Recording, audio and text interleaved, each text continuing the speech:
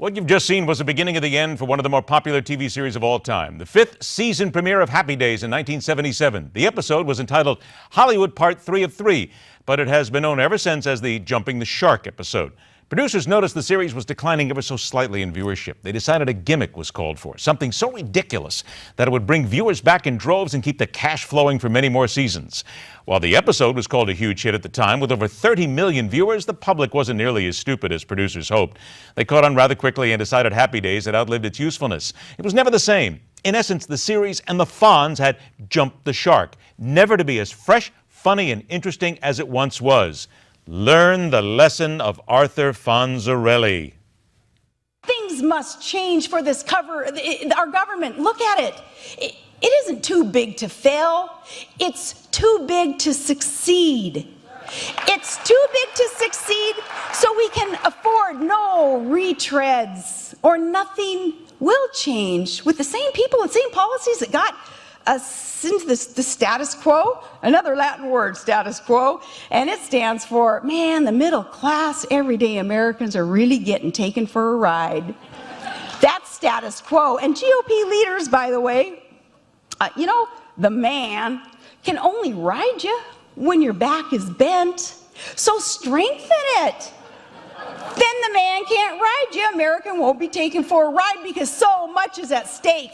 And we can't afford politicians playing games like nothing more is at stake than, maybe just the next standing of theirs. According to reports, former Alaska governor and Republican vice presidential candidate Sarah Palin was without her trusty teleprompter at the Iowa Freedom Summit this weekend past. And that could be the reason why she delivered what can only be best described as one of the more interesting motivational stump speeches most of the down-home folks and just about everyone else who has been around politics for more than 17 seconds can possibly recall. I think it's a tragedy. I think it's a tragedy, too. I say that because we all remember that night she spoke in 2008 at the convention.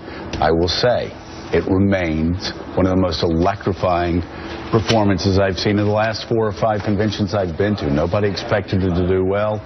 She delivered the lines well. She hit it out of the park.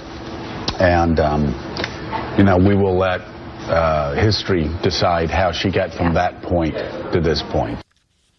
It wasn't good, it wasn't flattering, it wasn't even close to being something a potential contender for wildlife droppings inspector would want to use as self-promotion. So then let us gather here for a moment of repose, a moment of reflection, a moment to recall that moment in our life when the shark appeared ever so briefly, taunting us about a day that would arrive sooner or later. Mrs. Palin, with all due respect, with no animosity or bad intent, please continue to speak out on issues entertained with your special brand of whimsy.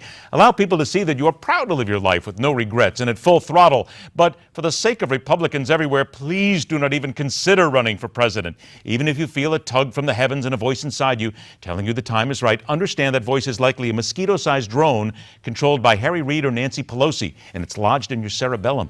You become nothing more than a punchline. Not even your fervent supporters are amused anymore. But if you must run, I believe Howard Dean has a pair of skis and a leather jacket just your size, and Hillary Clinton's advisors know the perfect place to find a shark-infested lake.